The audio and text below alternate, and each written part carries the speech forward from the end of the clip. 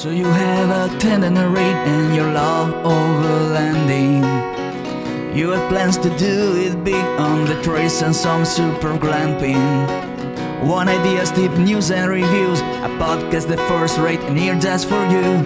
You don't have to think about it, join us and be about it. Something interesting we want to hear about it, come on let's talk about it. Welcome to Waypoint Overland's Random Waypoints Podcast.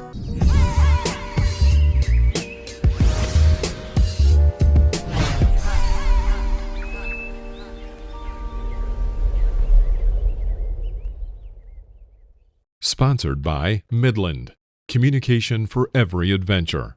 The industry leader in radio communication technology and innovation for over 50 years. Sponsored by MyMedic. Sponsored by Tembo Tusk. Sponsored by Shower Pouch. Sponsored by DeMoss Collective, mission built and made for mobility. Sponsored by BrewTrek. Sponsored by Hard Impact Designs. Always remember, the opinion you follow should be your own. Just consider the things stated here to be a second opinion from a complete stranger online. Hey guys, we have a special guest, Jason Darrah, or you may know him as PRIMAL Outdoors. Jason is an outdoor videographer and photographer living in a Ford E350 4x4 van. He spends a lot of time exploring the thousands of square miles of wilderness, national forest, and public lands all over Oregon. Jason enjoys overlanding, photography, and fishing. He uses social media to inspire folks to get out and create their own outdoor adventures through his channel on YouTube with amazing cinematography and storytelling. Jason, welcome to the show. Well, thanks for having me, Phil. Did I read that right? I feel like there's a lot of BS in there, but this is what happens behind the scenes. It's always exciting and interesting. So, Jason, we got to ask. You got my name right. It's a good start, right? So we're going to have a little structure in the beginning. Right. What? I thought we were off the rails here. Well, you have a lot of fans that want to know things about you. That's right. Oh, okay. Like, we assume you're from Oregon. Well, where were you born and raised? I was born. Actually, I was born because my father was in the military. I was born in Hahn Air Force Base, Germany. Wow. But I was only there for a very short period. I mean, I remember absolutely zero of that. And I was, my first memories, I was in just outside a little town just outside Klamath Falls, Oregon, till I was about 6 or so. And then we moved to Western Washington. And So Pacific Northwest. pretty much, mostly. yeah, PNW. Right. PNW pretty much of the time. Moved to Oregon when I was in my early 30s, and I've been kind of in this vicinity of Redmond, Oregon ever since. And yeah, I love it here in Central Oregon. So, As do we. So, the way you travel, the way you live, is there any connection to your childhood there? Did you guys travel? Did you do any kind of outdoor stuff? My dad was not much of an outdoorsman. He was a businessman, had his own business, worked a lot. And I think we lived always in places that were somewhat rural, and I had access to, wouldn't say necessarily public land, but undeveloped land. Mm-hmm. And I spent a lot of time outside. I was actually, like kids our age, we played outside. So I played a lot in the woods, and I don't know, around my 30s or late 20s, I got into horses, spent some time with horses, started getting me a little bit more outdoors, spending more time outdoors, and then I got into hunting around mid-30s, and then I started spending a lot of time outdoors, and I really fell in love with just being in remote places, and things just continued to develop from there. So we're going to go into all of those, but one you didn't mention, the first videos that I ever saw of you is you climbing the Sisters. Yep, I did that. I kind of went through a stint where I was just really into like hardcore fitness, kind of preparing for bow hunting season. Mm-hmm. Trying to do the, I can't think of his name, the Cameron Haynes workouts. I'm sure people, oh yeah, I going those. hard and stuff like that. And I just got I kind of got interested in climbing mountains. I went with a couple friends. We climbed a small mountain in Eastern Oregon called Strawberry Mountain, and that was fun. And then we decided to climb South Sister, and we did that together as friends. But then I decided to take it an extra step further, and I climbed Middle and North Sister in one day. Wow. And then I decided to climb Three Finger Jack at Mount Washington. I did that in one day. And then the next weekend I climbed Mount Jefferson. Wow. So just quickly for our audience, where we are in Redmond, Oregon, we actually have these mountains that you climbed as a backdrop. Yeah, we're looking out at some of these We're surrounded by the beautiful mountains. snow-capped peaks right now. You guys are so full of shit. We can't see anything. Yeah, we can. If we But- stand No, up. wait, that's a Clouds. plane. Oh, That's you a can see the cloud. clouds. I thought that was a peak. No. But No, if we there was can't. no clouds, we would see it. We Yeah, really absolutely. can. Yeah. No, I mean, when you walk on the other side of this building, you definitely can. No, I mean, and like I said, we got a few clouds, but yesterday was beautiful, and you definitely could see them. Yeah. So what I like about this story, though, is for a lot of you guys that listen to us, it's always about overlanding, which I laugh at as an OG guy. To me, it was called camping. You kind of backed into it in a sense because you're more of an outdoor person that the overlanding comes along with rather than the other way around. Yeah, I mean, I got into it when, by accident, I got divorced, and I had two older dogs, and I was doing more bushcraft style stuff when I first started the channel, and when I had the dogs and I had them full time, I had to start figuring out how to do truck camping. So I didn't look up overlanding because I had no idea what that meant. Sure. And so I looked up truck camping, and I started watching for channels, and of course that just kind of led me down the rabbit hole of overlanding, and I just I kind of squirreled off on it. The whole idea of, I guess I was new to the idea of actually outfitting a vehicle specifically for the purpose of camping. Mm-hmm. And, of course, I'd done camping, just throw shit in the back of the truck and go camping. Yeah. That's, but to actually really set your vehicle up specifically for the purpose, that really interested me. Yep. Because you like to fabricate stuff, too. Well, that's new, and that's one of the things that overlanding has kind of brought to me, is as I've continued to want to do different things with my van and build out things, I've had the opportunity through the YouTube channel to watch other people fabricate and do things, and I've always been kind of a person that if I can see it done, then it demystifies it to me, and then I realize that this is something with the right tools I can do myself. So here recently, we've been having a conversation, but here recently I've outfitted a small little 2-bay shop. I've got some tools of my own, welders, little small plasma table, and I've just kind of dug in with both feet and started building whatever I need or whatever I envisioned I need for the van. Yep. Tell us about we skip around on this podcast, That's by the way. fine, This whatever. doesn't have to go in order. Tell us about this chimney thing that you got coming out the passenger window. Well, that kind of came about like from a year ago, or a couple of years ago maybe. Not last winter, but the winter before. I was out and it was dead of winter, cold, and I found myself keep running back to town because I have a Propex heater, propane, and I kept finding myself having to run back to town about every 3 days to get propane because the weather was never getting above freezing. And I was having to run my Propex pretty much hard, and I finally decided that, if I just had a little wood stove inside the van for this time of the year, then I could just supplement run that wood stove, and I wouldn't have to go through so much propane, and I wouldn't have to make so many trips back to town, which can be expensive because our rigs don't get a ton of good gas mileage. So if I could cut those trips, then that would be great. So I kind of put that idea together that spring. I bought the wood stove, kind of sat on it through the summer. Then I got into the new shop, got some tools, fabricated up what I needed for the rest of the pieces to really make the wood stove function for me well in the van, and used it this winter, and it was a game changer. Yeah, that's so, I like your stuff because you're like one of a kind. Like, You know, Agreed. do you know anybody else that's got a wood stove in their passenger seat? I definitely know there's other guys that have wood stoves in their van, and I've seen their them. van, maybe. Yeah, oh yeah, and I've seen them.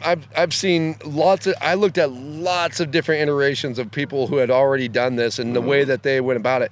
The biggest thing that I didn't want is, you know, the van's a small space, and you know, this time of year, I have the stove in there right now for the show just to get attention. But this time of year, I don't want it taking space up my van, and I didn't want to poke a hole in my roof for the pipe, because I decided that what if I didn't like it? What if it didn't work out? Then I just had this hole in my roof. You have to install a periscope or something. Right. So the way I installed it really works out well for me, because I can totally ditch it during the summertime. I put my passenger seat back, and there's only really about maybe 2 months, two maybe 3 months where it gets super cold or cold enough that where the wood stove is super valuable. So it's just really nice because I can put it in and then I can take it out. And the way I designed it, when it is in and I show up to where I want to stay for a day or a few days, it only takes me about 5 minutes to set up the pipe and put the window piece in. It's really easy to set up, really easy to tear down and get down the road too. Do you remember what was the first thing that drove you to say, hey, I'm going to camp in the woods for long periods of time? Was it a process? I can tell you exactly. How did you get to full time? So I'll tell you, I was reading a biography on Daniel Boone. Oh. And it was, I believe the book was actually called Boone. And it was a book that was often spoke about from Stephen Ranella from podcast Meat Eater, and he spoke about it quite often.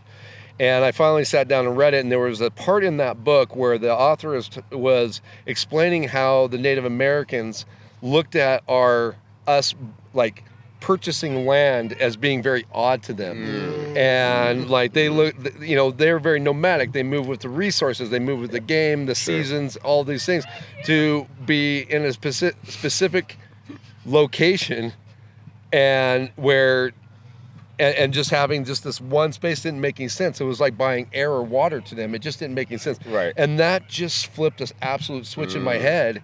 And because I was at the time, I had 5 acres here in Central Oregon. I had horses. It was dry lot. I couldn't grow anything. My water came from 570 feet down. And I thought to myself, like, we put a lot of value in our mind on land. And realistically, you know, in many cases, that land is, if modern things went away for whatever reason, that land is no value. Useless.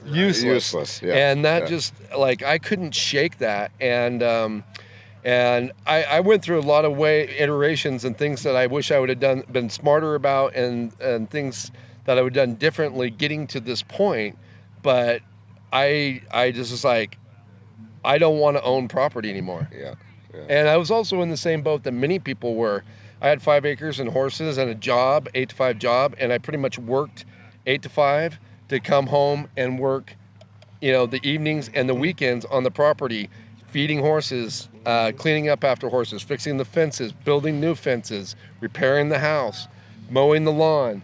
And as I got into hunting, like what I told you guys earlier, and I started wanting to spend more time outdoors, I started to really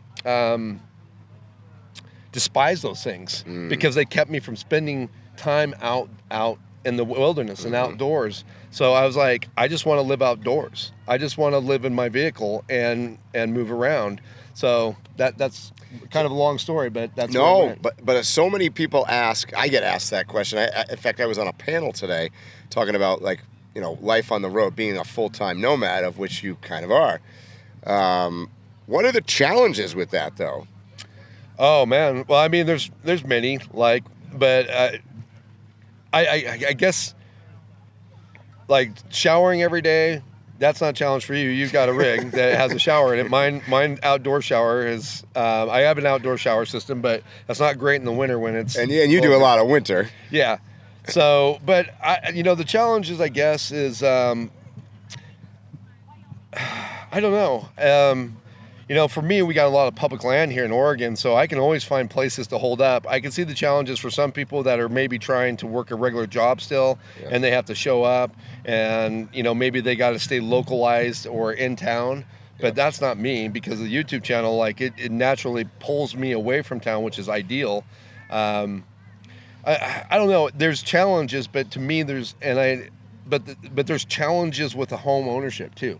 For sure. So it's just it's just juggling the challenges, and no matter, it's not like this is a perfect lifestyle. I mean, I know Instagram makes it look like, look at me, I'm out in this beautiful sunset with this awesome thing all the time. There's all these challenges of, got to do laundry and, editing in my van when it's 100 degrees outside, Yep. And those kind of things, because I don't have an air conditioner in my van and some things like that. I mean, but, and breakdowns. Vehicle breaks down, you got to fix it. It's your home. It's not just sent to the mechanic and then you get it back in a couple of days, right? Because that's your house. Yeah, where are you going to live? Things like that. So, there's definitely challenges, but like I said, living in a stick belt situation or brick and mortar situation, you have challenges there as well.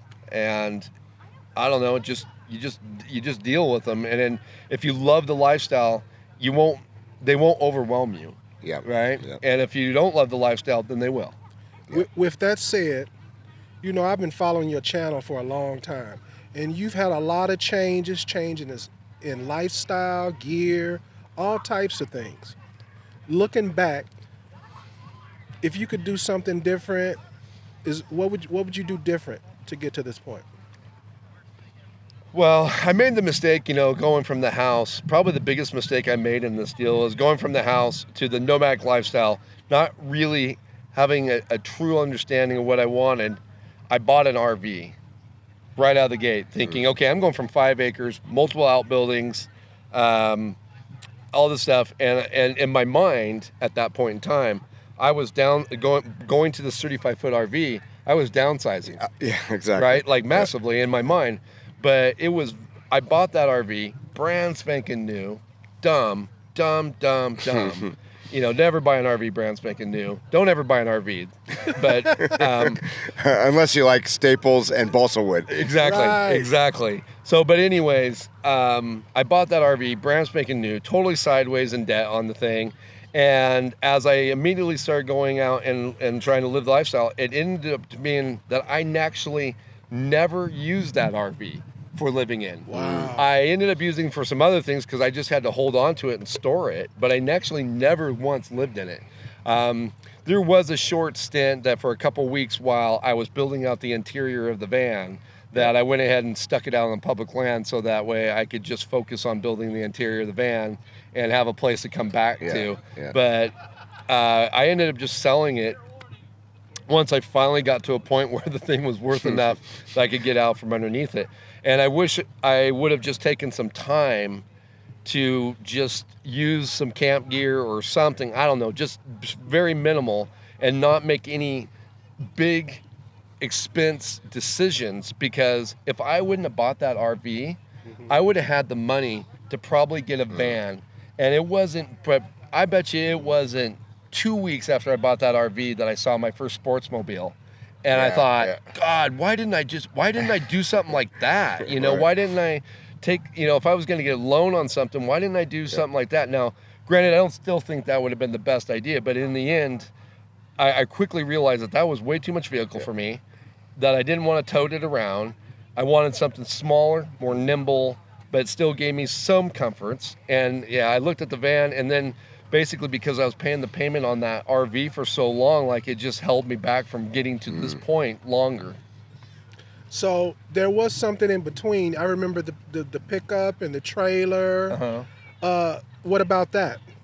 Yeah, they were good. I mean, be honest, everything I did between the RV, mistakenly buying the RV and getting the van was just me doing what I could do within my budget that was as close to having a van as I could make it. So like you said, I had the pickup with an RTT, and when I actually started going full time, for the first point of the full time, I was in my pickup with a trailer with an RTT on it. That was very short. I think I only did that for about 2 months. Excuse me. I only did that for about 2 months, and then I got the teardrop trailer, and then I did the teardrop trailer for not quite a full year. I don't think I did it for a full year before I was able to. I finally picked up this van as a 2-wheel drive, just shitter van because I finally just said in my mind, like, I don't have the money or the resources to buy the 4x4 van I want. Yep.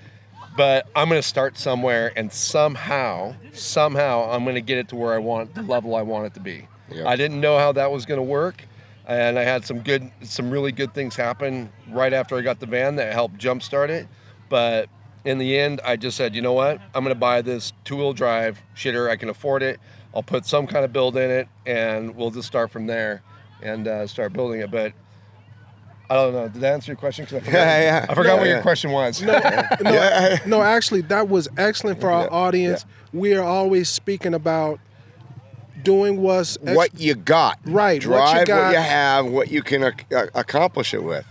So, so on that note, we're sitting here in the storytelling creator area here at Overland Expo Pnw. So we're essentially all here because we're YouTubers. Right. So that leads me, and a lot of you guys are probably interested in, and you've heard the story, you've heard these iterations of things that you've done. How did you get into YouTube? Like, how did your that start for you? Well, so I got into YouTube in 2013 when I made my first video. I think what got into it is, again, getting into hunting later in life like I did.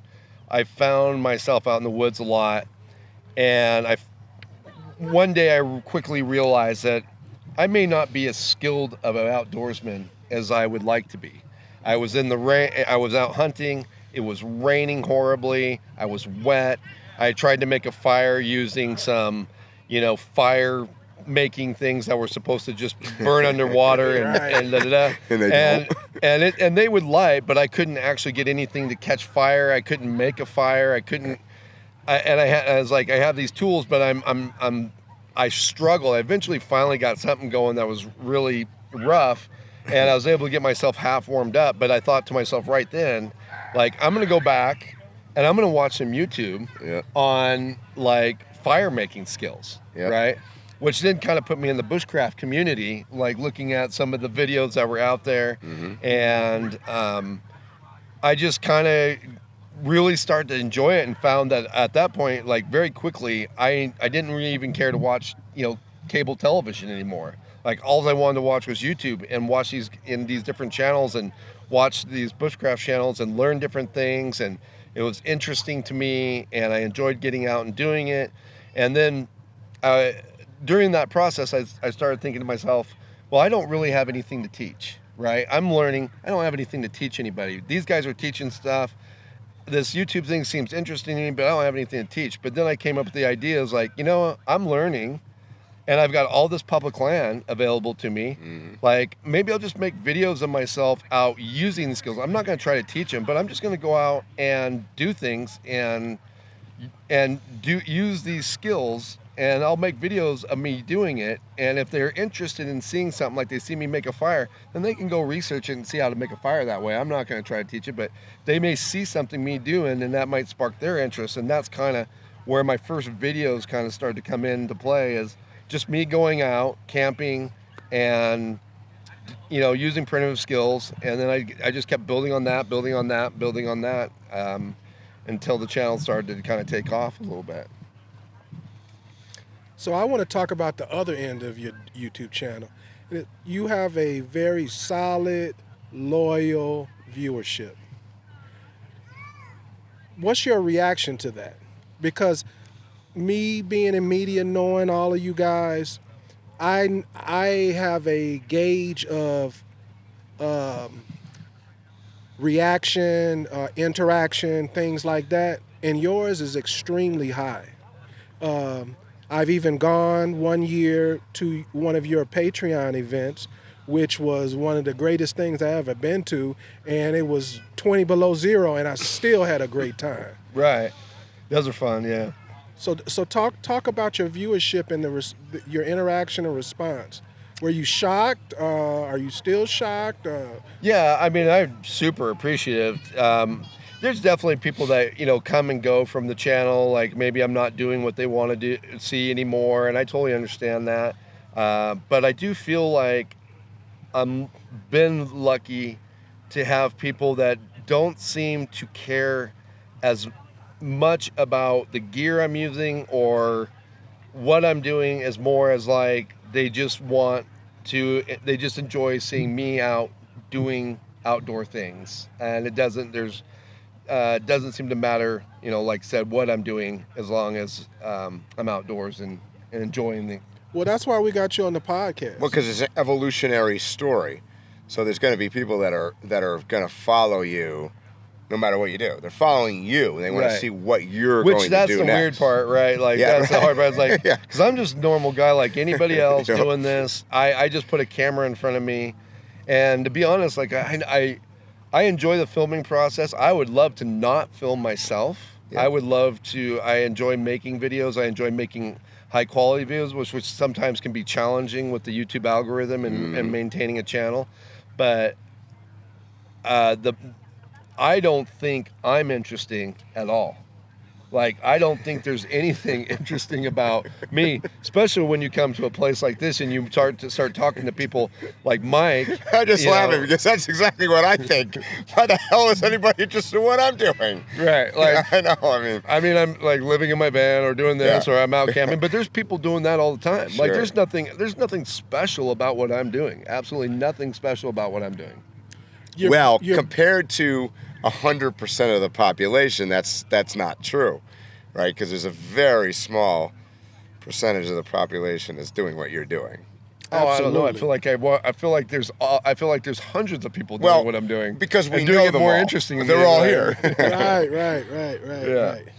I mean, I like coming to the expos here like this is a great way to, I feel like, to put perspective to what I do, or what's the word, put you in your place, I guess. Yeah. Because like I go outdoors and I camp in remote places, and then you talk to some person like, I just got back from, Russia and the Siberia and on a unicycle. Right. You're like, what? And they're just like, oh, okay, I just camped, a couple miles in the woods and I thought I was big stuff, but I'm just gonna go sit in my van. Shut the door now. Yeah.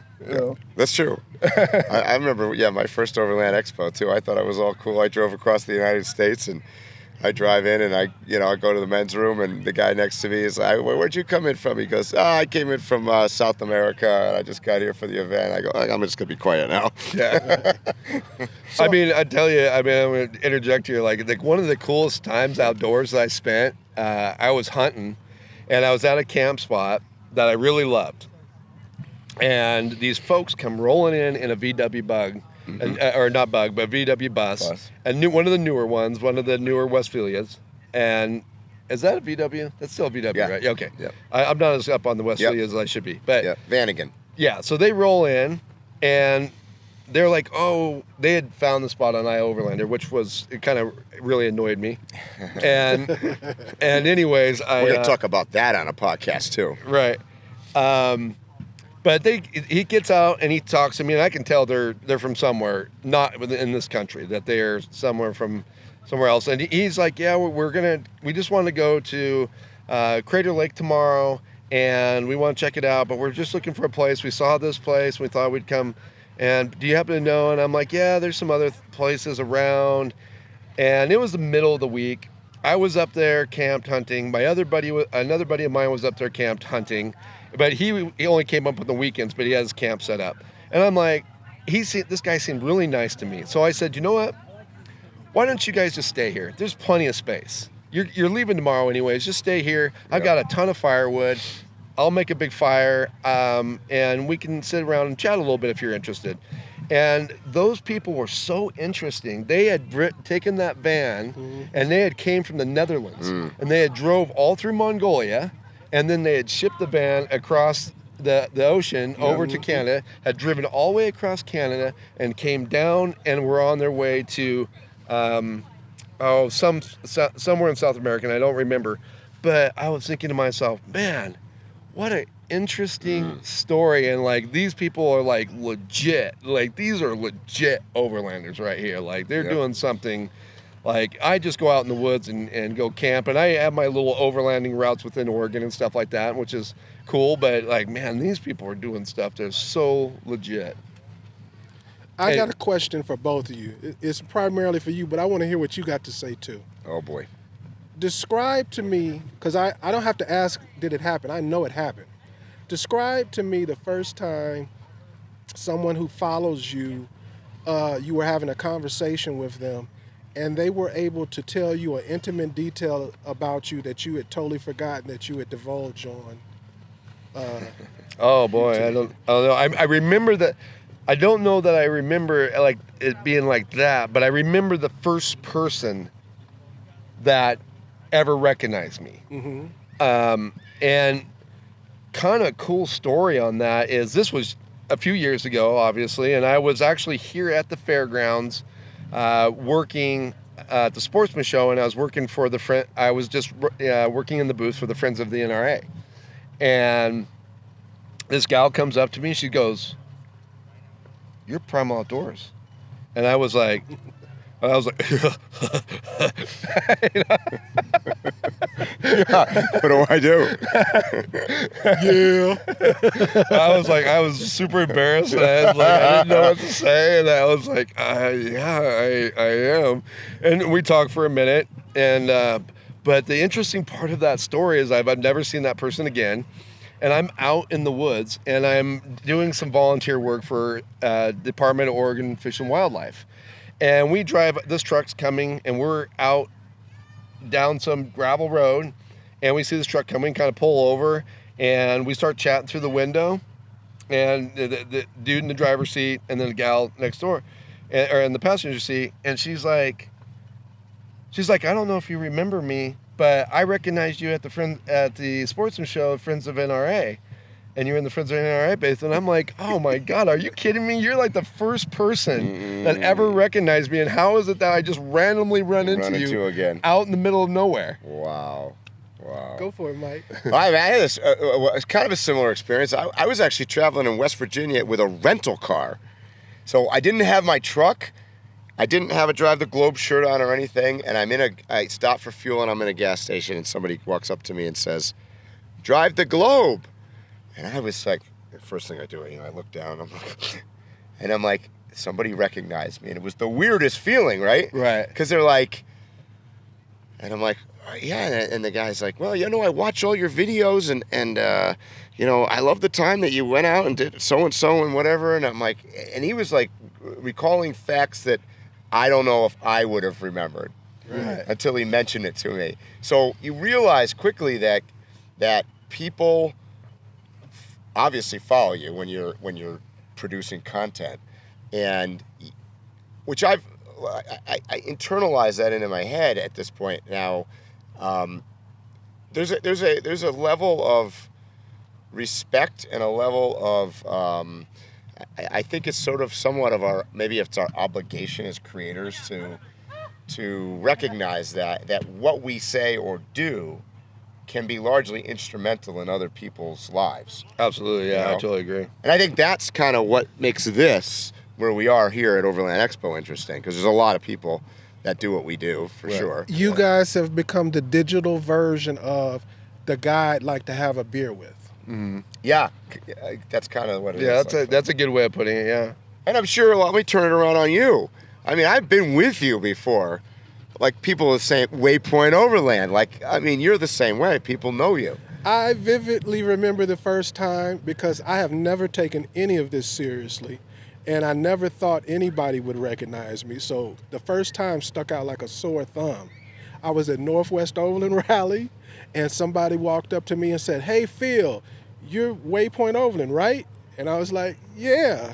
And then he basically told me about everything I had done on social media up until that point. Yeah, for the last 5 years.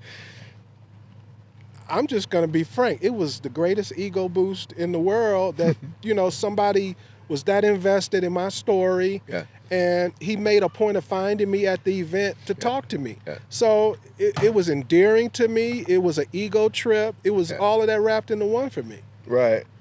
And that's the thing is it's when I try my absolute best that when I don't care how busy I am, if somebody notices me and they come talk to me, I try to just give them some time, you know? Right. And definitely like here, like I'm here to give people time. That's what I'm doing. Yeah. But even if I'm out and I'm in a grocery store or I'm, you know, getting gas or whatever, if somebody notices me and they want to talk, I realize like I don't think that's a special moment that somebody should be super excited about. Like I'm nobody, but to them it's a special moment and I want them to have a good experience. Yeah. Something that ties into that, being on the media side of things, is people wonder how we get the guests that we get. Part of it is we know people, but the other half of it is we're very understanding. Like, we were supposed to do this podcast about an hour ago, but people were coming up to you. Phil, people were you're coming lying. Up to You're you. so lying. We were supposed to do this podcast 3 years ago. Yeah. He's telling the truth. He's telling the truth. He's telling the truth. That's true. That's true. But still, today we're like an hour off because you were talking to people and you were talking to people, and we understood that there's more value to that person having their moment with you than shushing them off to do a damn podcast. Well, actually, right when you were setting up, that's when, to go right along with the same story, a family came up here, and the dad introduces his son, who was probably 10 or 12 years old, and said, "You're like his biggest fan. Can we go in the truck?" And I literally just locked the door. And I go, of course you can tour the truck, you know. And then he wanted a photo with me in front of the truck and everything. And those are the moments that are super cool, because you know that these people are there's a reason they're watching you or following along with you, right? They're trying to learn. Usually they're trying to learn. And I always think about that when I'm producing something. And when I meet people, I don't know if you guys do this, but I constantly have it in my head, I don't want nobody who took the time to come up to me and say anything to me walk away and be like, that asshole. Yeah. Right. Yeah. Right. Well, he seems so nice on video, but then I went to talk to him and he was a jerk. Right. Yeah, you don't want that. Yeah, no, and that's the thing is, you know, you hear about like real celebrities, people in movies about how people met them in person and then they were rude and this and that. Now, granted, I get it. It's probably on such a level like that it's hard to deal with. But I'm obviously not on that level. But there's definitely been times when somebody's walked up to me and I'm stressed about something or struggling with something, or I'm in a super hurry about, you know, and I'm trying to get, but, you know, I just gotta like, I gotta rein that in and make sure that, you know, try to make sure that like, hey, these people take the time to watch. Right. And if it wasn't for these people watching, I wouldn't be living this lifestyle at all. Yeah. You know, For sure. Yep. And how often do you find people who are genuinely interested in you? Most people, they take a lifetime just trying to find one person that is sincerely interested in them. Right. So it's a privilege, in my opinion. Yeah. Agreed. Yeah. Question about your hunting. What all do you hunt, and what's your favorite thing to hunt? Oh, that's a good question. And I haven't hunted as much since I started the channel. You get so focused on filming and filming things that I can film. Hunting has really taken a back burner, and I'm trying to get I'm trying to bring back that into my life. I'm making some changes, but right now, I've probably spent more of my life not killing elk. Okay. I'm really good at not killing elk. So you miss a lot. No, I don't miss a lot. I like to bow hunt, and I like to walk around with my bow a lot in the woods. Look for them. Not killing elk. Yeah. So, They know you're coming. you know, it's an interesting thing, and hunting is always a tough subject for some people. Like, they don't like it, but man, I tell you what, you wanna have learn to have an experience in the outdoors. Spend some time trying to bow hunt an animal and be able to get close to that animal, and the level of technique that takes, which I am not great at, obviously, based on what I just told you, but the level of effort it takes to do that, and being in the woods, sitting quietly trying not to be detected, and just sitting there. And even if you do not see the target animal you're after, the amount of life that you will see in the outdoors and the things that you will see happen will overwhelm you. And there's been many times that I have just, I call it like you get into the forest, like maybe you get in before light, and you're making some noise, you're bound to make some noise, and then you sit down, you kind of wait for it to get light, and you just sit quietly and you wait for the woods to forget you're there. And the amount of creatures that you will see start to scurry around, and the things that you will see that maybe you weren't even thinking about. Like I've seen cougars, I've seen bears, I've seen like little weasels and things like that just kind of come out and scurry around. And I think that is such an awesome time to just, and then, I might sit there for several hours and not ever see the target animal or ever have a chance at that target animal, but I saw so much. I got to see so much that I know I wouldn't have seen if I would have just been a hiker traipsing through the woods, AirPods in, not paying attention. So much of that goes along with being is a nomadic lifestyle, though, because nomadic people were hunter-gatherers. Right? I mean, it makes sense. I've gotten here recently that where I used to really love fishing, and that was the thing that took the back burner as I was trying to develop the channel and just finding it so hard to film fishing well, especially by myself. But now the last couple of years, or the last year especially, I've really started to get out and fish some more. And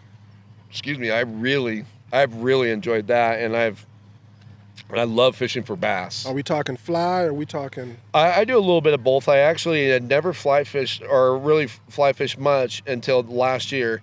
And I kind of started taking it up and practicing, and I've had some success with it, but I do a lot of spin fishing as well. And I've also started to try to take up a little bit of ocean fishing and going out to the coast. And I've not been successful at surf fishing yet, but I have been successful at doing some jetty fishing, catching some black rock fish off the jetty.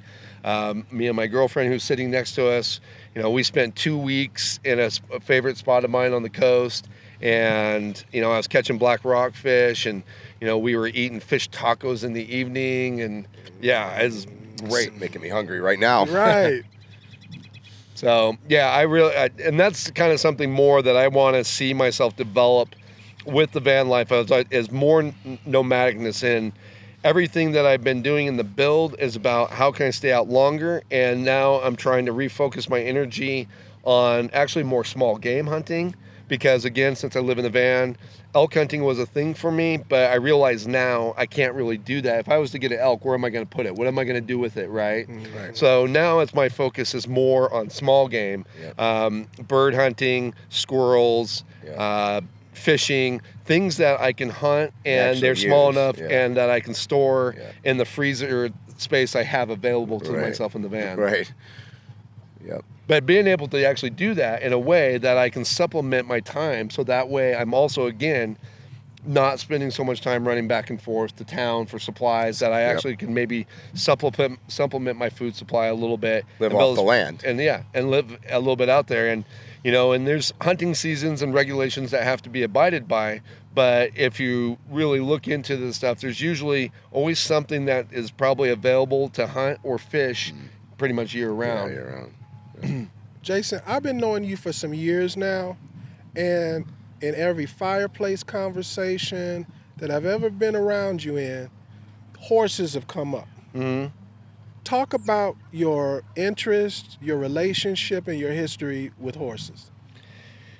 Yeah, so I don't know. I always have kind of enjoyed horses, even as a kid.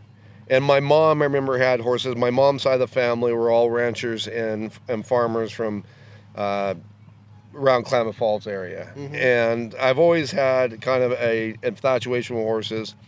And when I was like 28-ish, I believe, I had an opportunity to get a horse. And I'm going to try to get a Cliff Notes version. It's basically, my brother lived here in Central Oregon. He had bought a thoroughbred racehorse. And he didn't know much about horses. And then my parents moved to Central Oregon from Washington, and that horse kind of just sat a lot. It ended up, my parents had some property that had they had pasture. So my brother moved the horse over here. I came down for Thanksgiving one Thanksgiving. I wanted to ride the horse. My uncle, who was an old rancher, was there, and we tried to saddle it up. I climbed on the horse. It bucked so hard, it fell. I fell. It ripped my ear almost completely off, and I had to go to the hospital and get my ear all sewed back up. And a few months later, my dad said, I think we're going to sell that horse. You know, nobody rides it. You know, we can't afford to keep feeding it through the winter. I think we're going to go sell it. And, you know, he's just, and I told my dad, I was like, man, I think he'd be a good horse if someone just spent time with him. My dad said, well, you can have him if you can find a place for him. And I had no place. I lived in a condo at the time in the middle of Tacoma, right? And so I was working for a real estate company, and I was talking to a young gal that was a receptionist, and we got in a conversation, and it turned out that her folks had horses and lived in some country area outside of town. And I said, oh man, I really would like to have a horse. And I got an opportunity to have a horse, but I don't have any place to put it. And she goes, well, you can keep it at my parents' house, and they'll charge you only $125. And this is how naive I was, Phil. I said, I can have a horse and it only cost me $125 a month. So I went down. So we borrowed their parents' trailer. We drove down. I picked up the horse, brought it back, and he bucked me off several more times. And eventually I started really getting, and the more he bucked me off, the more I wanted to learn about horsemanship and horsemanship training. So I just kept learning and watching everything I could, reading everything I could about training. And eventually I got that horse to where I could ride it. And then I ended up selling the condo. I bought a crappy piece of 5 acres with a bunch of wetland with a crappy old manufactured home on it. And I moved the horse over there, and that's where I met my ex-wife. And then I ended up riding that horse in our wedding. Oh, wow. And then we ended up getting more horses. I learned more about training. And then I was doing tech, and we had moved to Central Oregon by this time, and we bought a better 5 acres here. And I was doing tech, and the housing market crash happened, and I lost my job. And I was getting so good at doing horses that for a couple years, I made my living by training and trimming horses. Oh, wow. All right. I have wanted to ask you that forever, because I'm always talking or being around you and horses come up, and I really wanted to know that. And that's good for the audience too. But I realized what ended up kind of happening to me is I realized we live in a fenced world. Yeah.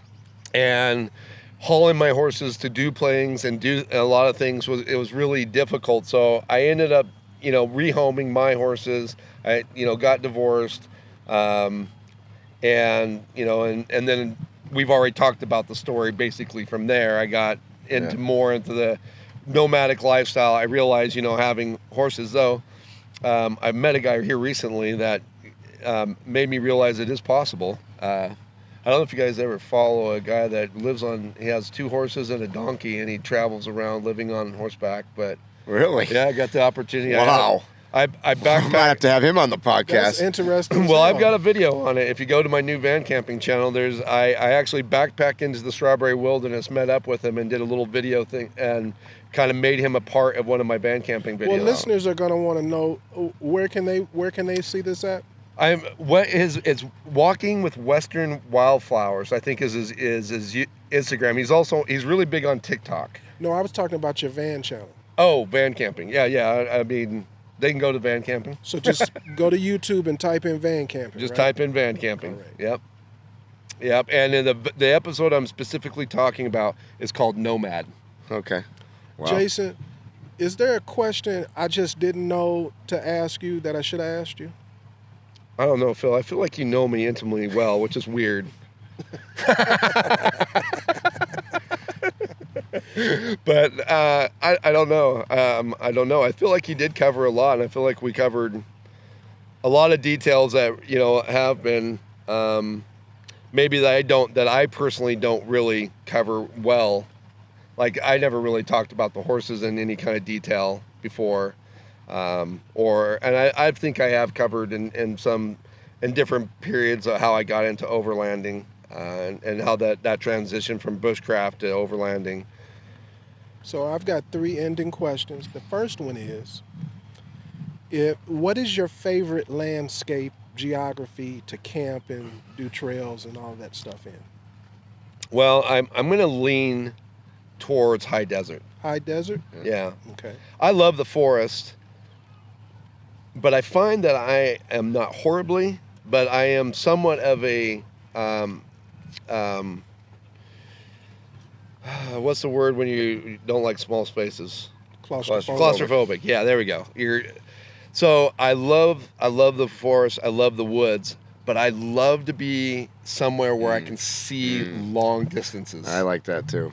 You know, and plus the other thing is, the forest is beautiful and I love it. I don't want anybody to think that I don't like the forest. I will spend time in the forest all day long, but there's the sunsets and the sunrises because of the long landscapes and the low horizons. Like the way the light travels across a desert environment, especially the way the light hits the sage in the late in the evening or early in the morning, it just, money to me. I agree. And how the mountains grayscale in the afternoon, at sunrise, I love that. Yeah. So one more question, and that is, I'm a newbie. I've been checking out your channel. I dig what you do. What do I need to do? Well, I think you guys already kind of mentioned it earlier, and I think this is great advice, is, just get out and do it with whatever you got. Go to Walmart, buy a tent and a sleeping bag, and head out to the, and if you're not super comfortable about going into a remote place, go to a KOA. Can the choir say amen? Amen. Yep. We ask everybody that question, and most camping overlander kind of people have the same answer. Yeah. Just do it. Yeah. I preach it all the time. Because the biggest thing is, what I will tell you not to do is don't look at someone like me or Phil or Mike or anything else and say, I need all of that gear. Absolutely. Because the reality is, you won't know what you need until you develop your need, because you are a different person than me. You're not the same. Yep. What works for me, what I find useful, what gear I find useful, does not mean that that's going to make you happy. It's one thing to jump on YouTube and be like, hey, I'm kind of interested in a knife. I'm going to look and see what other people use. Yeah. But you typically, and there will always be gear that you will buy because somebody, like, oh yeah, I think that'll work really well for me. But then, you in practice, it doesn't really work well. There will always be that a little bit, but don't, the first and foremost thing is go out with what you have for as little as you have it and see if you even have a passion for it. Yeah. Because if you have a passion for it, you'll do it, and you'll start, and the gear will come as you have it. But if you go out and buy yourself a fully kitted Toyota Tacoma, rooftop tent, all the gear, refrigerator, total power system, blah, blah, blah, and you don't have a passion for it, that thing will sit in your driveway. Yep, that's right. Any last words, Mike? How can those that don't follow you now follow you? And what does the future look like? Oh, geez, God, we got another hour? Right. It's like, that's a long question. I don't know. I'm going to give you the short answer. I don't know what the future looks like. That's a fair answer. As people just trying to find me, Primal Outdoors is my biggest channel, and there's a lot of content on that channel.